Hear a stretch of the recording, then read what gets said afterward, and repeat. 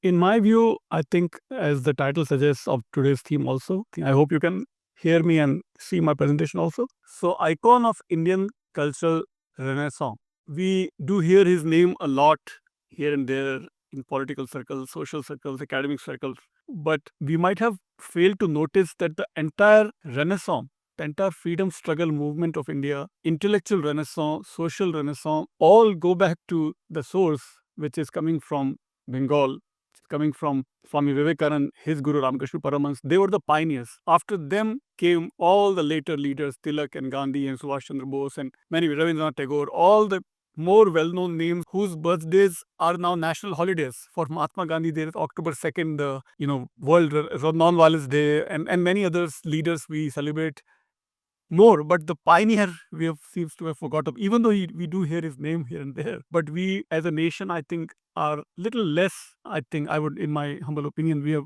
more to remember him and remember his teachings, his what contributions he made. Entire freedom struggle movement came after. He made every Indian proud of our heritage, our legacy, our philosophy. Before that, we were all bowing down to the colonial pressures and we had forgotten who we are. He single handedly woken us up. He just shook us and reminded us that who we are as a nation and as philosophy. So, in my presentation, I'll present some of the broad themes in his entire contributions. So, what was happening when he was born and when he was still just a young Hindu monk under Ramakrishna Paramahansa? The story, he met him and Ramakrishna Paramahansa, by his touch, reminded him or made him realize who he was. What was going on in India? Colonial domination. We were feeling, we had no sense of our culture, who we are. Now we talk of Vedanta and Advaita and Shankara and whatnot. We had completely forgotten. By the time Vivekananda was born, we were completely intellectually inferior. We had lost who we are. Spiritual lethargy was ruling the nation. And at that time, he thundered in Chicago on the same date, 9/11, which is today remembered as the most destructive day in recent world history. But the date when Swami Vivekananda spoke in the Parliament of World Religion in Chicago in 1893 was also 9/11. And then when he came back after his lectures in Chicago, US, he stayed for 6 years. He came back to Colombo, landed in Colombo, Sri Lanka, and then he made his way up from Colombo to Rameshwaram to Chennai to all the way up to Almora in today's Uttarakhand. Everywhere he spoke after coming to. We know his lecture in Chicago pretty well, I think. But the real story, in my opinion, begins when he comes back to India. From Colombo all the way to Almora. He travels length and breadth of the country before he goes to Chicago as a monk. And then after Chicago, he returns almost like a spiritual conqueror, spiritual emperor. The emperors of the local rajas literally pulled his chariot to welcome him back, because a Hindu monk, a destitute Hindu monk, a penniless Hindu monk, when he goes to America, he wins the world. He wins. That was the first time all the religions of the world had come together. And that was the first time a Hindu, an Indian, and a Jain monk, a Jain person also went with Vivekananda to India. So first time two Indians go to this foreign land of US and make such great impression, especially Swami Vivekananda, that he becomes an instant celebrity in the US, as you know, when he spoke my sisters and brothers of America. What happens after that? Not just in Chicago, but 6 years he remains a spiritual conqueror in the US. But that news reaches all the way back to India through various newspapers and through various whatever media outlets there were that time. So that inspired local rajas to pull his chariot, and he becomes a great celebrity, great spiritual conqueror in entire India also. And everywhere he speaks after returning to India, he says, we had to go back to the fountainhead of our own spirituality. He doesn't talk about economic revival. He doesn't talk about social revival. He doesn't talk about caste problems, untouchability. No, he has just this one message: Vedant, Vedant, Vedant, Upanishad, Upanishad, Upanishad. That will solve all our problems. This is not United States. This is not UK. This is not USSR. This country will not depend on socio-economic revival. This country's revival will happen when we go back to Upanishad. That was his single biggest roar of a lion, in my opinion, whatever little I have read his books, whatever little I have followed. And I have been formally, officially initiated also in his tradition 30 years back by Swami Ranganathananda ji in Hyderabad. So whatever little I have read or heard and understood from his messages, this is his main message. Go back to Vedanta, go back to Upanishad. The spiritual conquerors of our country will conquer all the other problems by their own. We don't have to go back. We don't have to divide our nation in different problems. We have to just remember who we are, the core message of the Vedanta. So, Swami Vivekananda himself was rooted in Sanatana Dharma, as we heard from Professor Sebastian, also in Shankaracharya's philosophy, in Advaita Vedanta philosophy.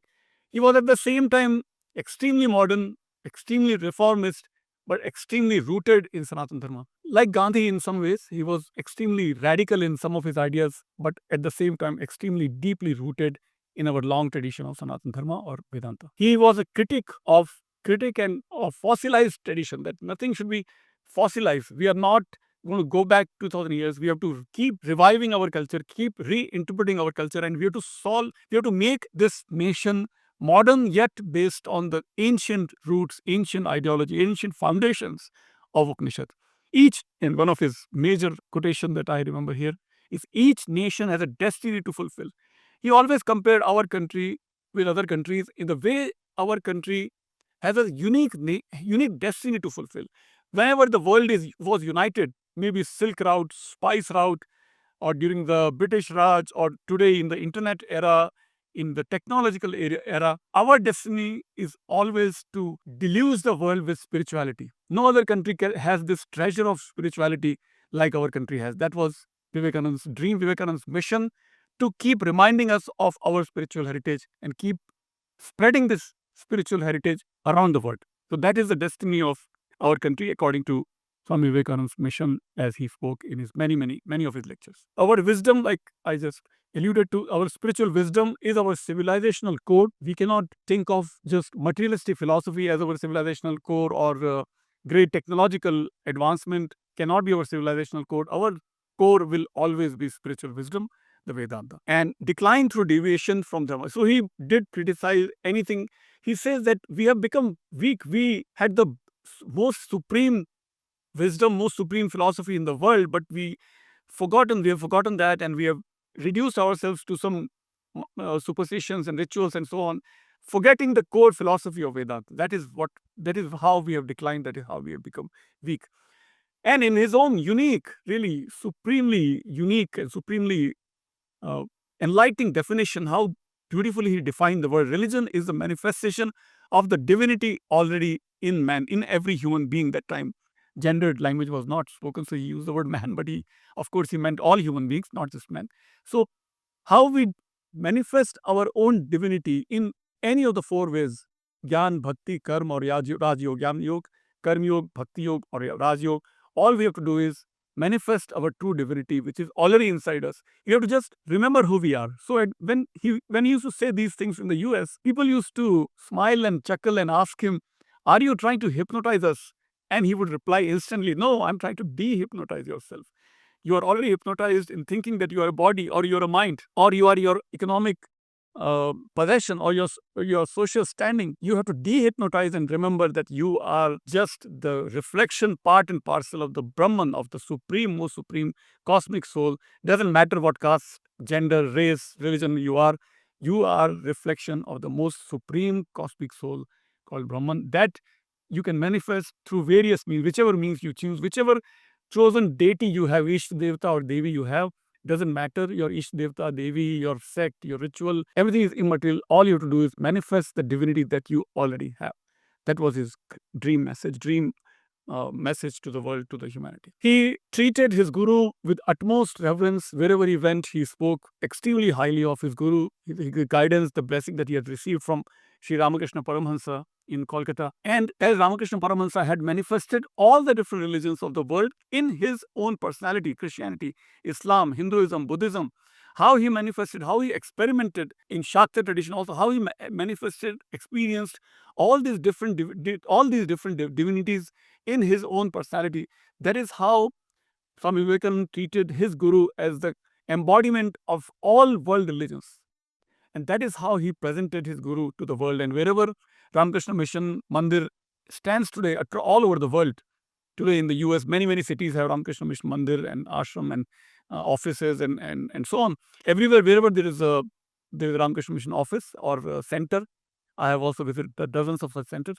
He has always made sure that Sri Ramakrishna Paramahansa stands there, sits there as an image, as a murti, and all the rituals and all the reverence does happen even today to his guru around the world. Of course, across India and even in Bangladesh, there is Ramakrishna Mission, and across Asian countries, many other Asian countries as well. And he said, my master was the greatest of all souls because he manifested the core divinity by his life, by the way he lived, by the way he taught, by the way he encompassed all the teachings of all the world religions. That is how he treated his guru. And when he spoke of harmony of religions. He said, I am proud to represent a country, a civilization, a culture that gave shelter always to the persecuted. Be it Jews 2000 years back when their temple was destroyed second time. Jews found their way all the way to the state of Professor Sebastian and Professor Pillai, Kerala. Similarly, Christians, when St. Thomas came all the way to India, again he found his way again to the state of Professor Pillai and Professor Sebastian, Kerala. Similarly, Zoroastrians, when they were persecuted in Iran, they found their way to Gujarat, and again India opened its heart, its home, and gave shelter to Zoroastrians. Similarly, India also has one of the oldest mosques in the world, again the same home state of our hosts. Kerala has one of the oldest mosques in the world, oldest church in India, older than European Christianity. One of the oldest synagogues is also in Kerala. So all these persecuted religions, minority religions, found their way in the lap of Mother India. That is how he presented Indian spirituality in Chicago and impressed upon the world, and made them realize that true religion does not treat other religions false. There is no false religions or true religion. India is proud to celebrate all religions as true. All are trying to reach their potential in their own ways without treating anybody else as false or wrong or lost or whatever. All are trying to fulfill their destiny. That is how he presented. India is a spiritual teacher that has always welcomed persecuted and forgotten people from all over the world. Universal tolerance has been our practice, our whole hallmark for centuries, at least 2000 years, when first time Jews came into Kerala 2000 years back. And then, of course, Rigveda's famous line, Ekam Sat Vipraha Bahuda Vadanti, he translated, Swami Vivekananda's translation is, truth is one, sages call it by various names. So all are following that same true divinity. There is no false or true in religions or in gods. Then unique message of Swami Vivekananda, as probably took the inspiration from how Western people have, Western religious groups, how they have translated religion to make it as social service. So he also founded Ramakrishna Mission, Ramakrishna Mutt, as in the name of Lokasangraha, which also comes from the Bhagavad Gita, and later Lokmanya Tilak also used this concept of Lokasangraha to unite people and to serve people. Lokasangraha is not just accumulation of people, but to work for upliftment of masses. That is our Ramakrishna Mission even today. Thousands of crores of budget Ramakrishna Mission today has around the world, and almost every Ramakrishna Mission office today serves for upliftment of masses, be it in Northeast India, or South India, or North India, or outside India also.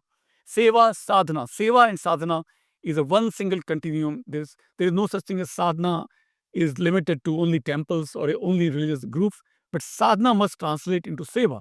That was first time, probably after Buddhism, it was Swami Vivekananda who connected karuna to seva to sadhana, karuna to wisdom and compassion, how Buddha had connected in long back, more than 2000 years back.